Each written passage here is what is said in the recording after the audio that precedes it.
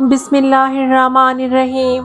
موطا امام مالک میں یحییٰ بن سعید سے روایت ہے، حضرت عائشہ صدیقہ رضی اللہ عنہا نے فرمایا، رأیت ثلاثۃ اقمار سقطنا فی حجرتی فوصفت رؤیای علی ابی بکر الصدیق رضی اللہ عنہ۔ ترجمہ: میں نے خواب میں دیکھا کہ 3 چاند میرے حجرے میں گرے ہیں۔ میں نے اپنے خواب کا تذکرہ اپنے والد محترم حضرت ابوبکر صدیق رضی اللہ عنہ سے کیا۔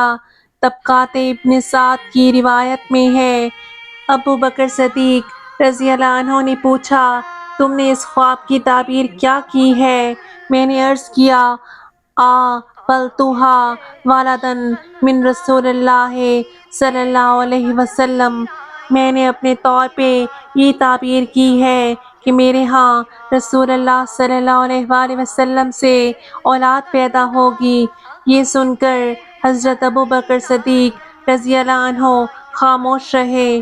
پھر جب رسول اکرم صلی اللہ علیہ وآلہ وسلم کا انتقال ہو گیا اور آپ صلی اللہ علیہ وآلہ وسلم حضرت عائشہ صدیقہ رضی اللہ عنہا کے حجرے میں دفن کیے گئے تو حضرت ابوبکر صدیق رضی اللہ عنہ نے خواب کے تعبیر کے طور پہ فرمایا، ھذا احد اقمارکی وھو خیرھا۔ ترجمہ: تمہارے ایک چاند یہ ہے اور بقیہ 2 چاندوں سے بہتر ہیں۔